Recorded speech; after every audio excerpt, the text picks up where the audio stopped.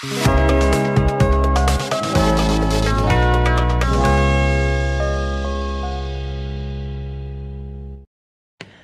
Guys, welcome back. तो स्वागत है आपका हमारे यूट्यूब चैनल पे। आज हम बात करने वाले हैं टाइप्स ऑफ एरेज के बारे में, जैसे कि होता है 2D एरेज, 3D एरेज, ठीक है, एंड कि कितने टाइप्स की वैल्यूज हम स्टोर कर सकते हैं। लेट्स सपोज कैरेक्टर वैल्यू है, फ्लोट वैल्यू है। ओके, तो चलिए शुरू करते हैं इस वीडियो को।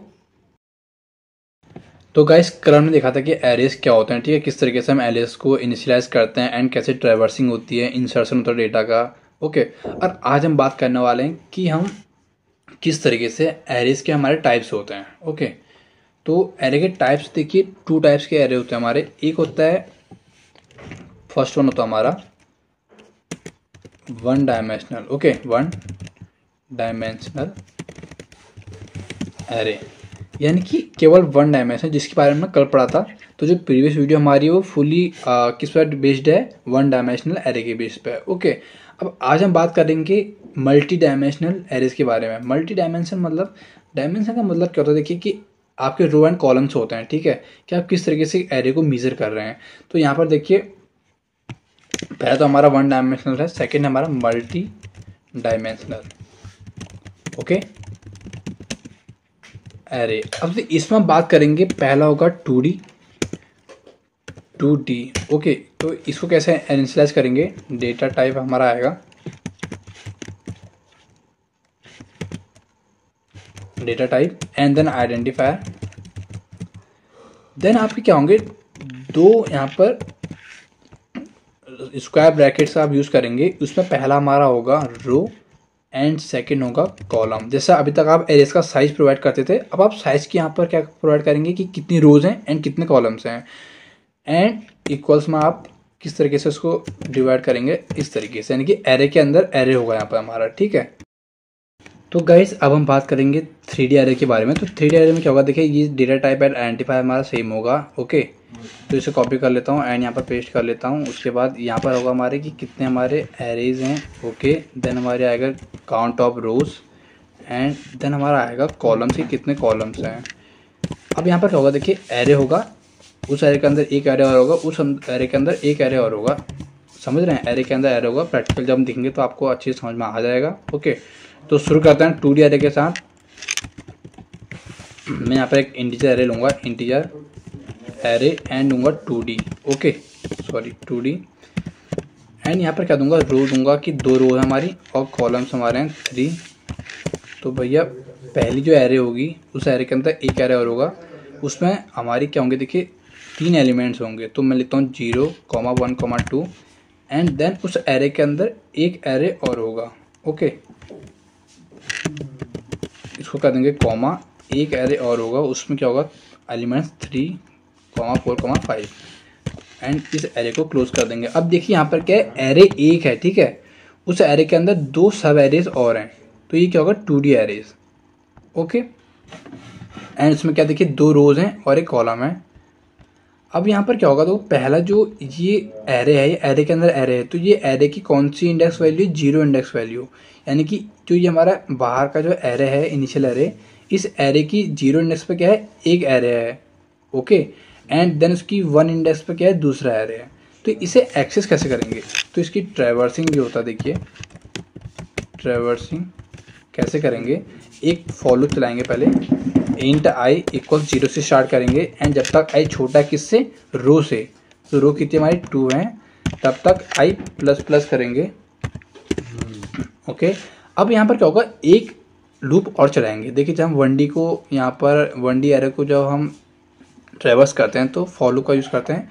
अब यहाँ पर नेस्टेड फॉर लूप का यूज़ करेंगे, तो ये फॉर और यूज़ करूँगा, इंट यहाँ पर जे ले लूँगा 0 एंड जब तक जे हमारा छोटा है किससे, कॉलम से, तो कॉलम कितना हमारा 3।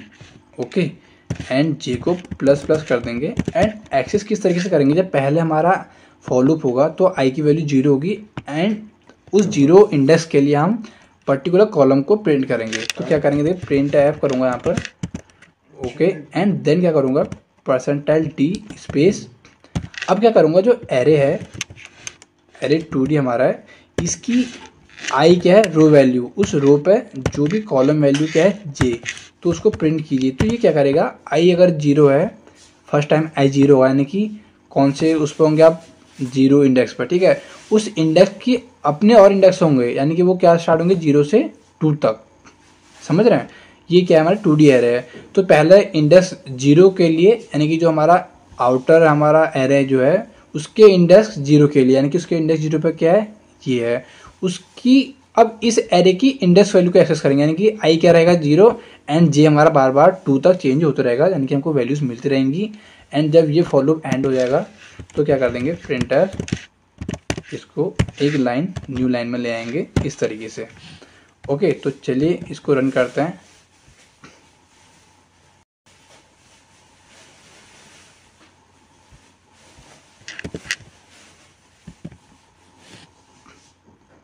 अब यहाँ पर देखिए आउटपुट में आपकी 2 रोज हैं एंड कॉलम्स कितने हैं 3, यानी कि आपकी 2D एरे यहाँ पर प्रिंट होके आ चुकी है।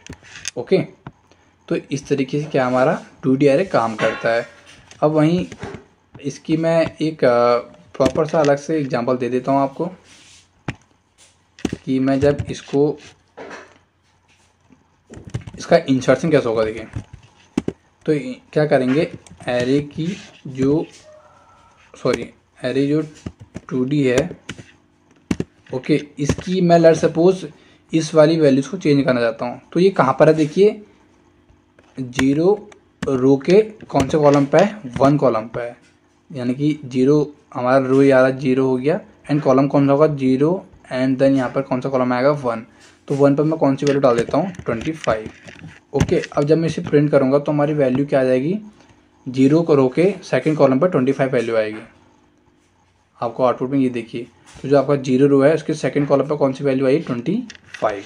तो गाइस इस तरीके से हमारा 2D एरे काम करता है। ओके, अब वहीं बात करते हैं 3D की। तो देखिए 3D भी सेम है, मैं यहाँ पर लूँगा int array 3D। Okay, and यहाँ पर क्या आएगा देखिए, अब आपको कितनी 2D एरेज चाहिए। यहाँ पर एरेज देखिए, जो 2D एरे था वो क्या था एरे ऑफ एरे। ओके, यानी कि 1D एरे का एक एरे। ओके, अब यहाँ पर क्या है एरेज ऑफ 2D एरे, यानी कि कितनी एरेज होंगी, मैं कहता हूँ 2 एरे होंगी। ओके, किसकी 2D एरेज की। तो 2D एरेज के लिए क्या बताना पड़ेगा हमको, रो का साइज बताना पड़ेगा एंड कॉलम का साइज भी बताना पड़ेगा। तो ये तो नहीं क्या बता दिया कि भाई 2 एरे हैं हमारी एंड उस पर क्या है 2 2D एरेज हैं जिनका रो का साइज कितना है 2 एंड कॉलम का साइज 3 है। तो कैसे इसको इनिशियलाइज करेंगे, मैं लूँगा एक एरे, उस एरे के अंदर एक एरे हमारा और है। ओके, एंड उसके अंदर क्या हमारा 2D एरे है। तो 2D एरे किस तरीके से 0, 1, 2 पहला। ओके, देन सेकेंड एरे होगा इसी के अंदर हमारा 0,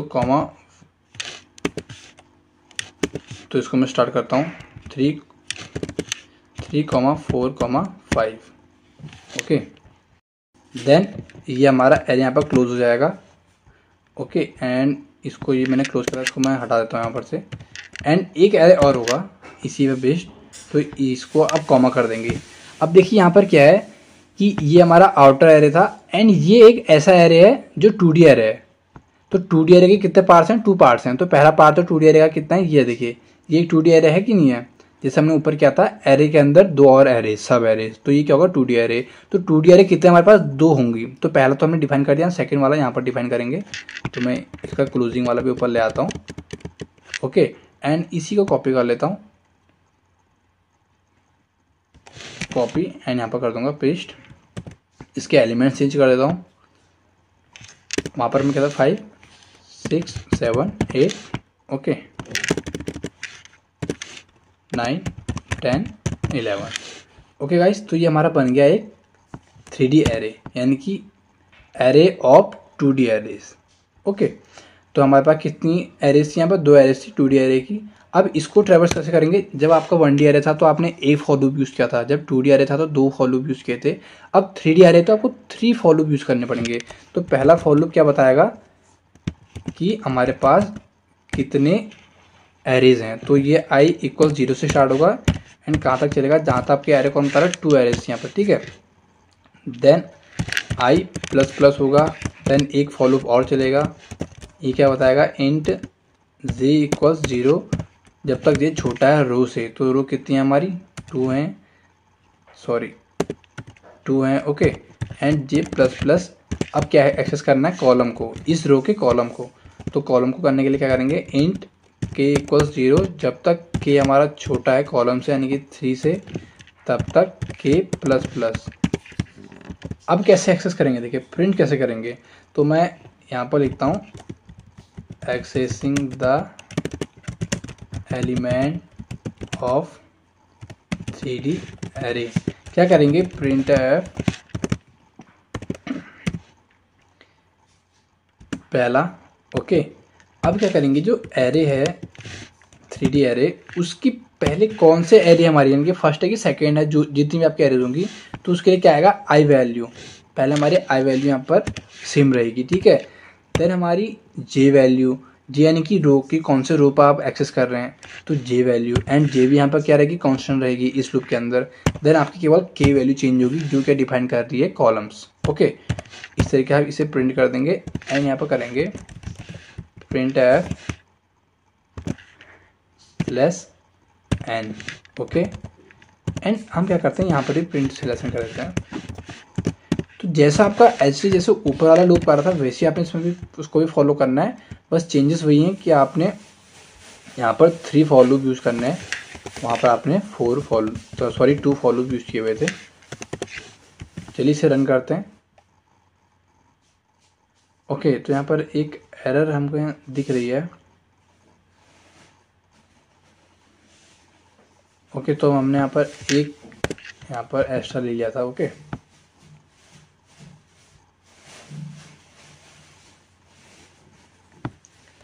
एंड सम चेंजेस हमें करने पड़ेंगे यहाँ पर।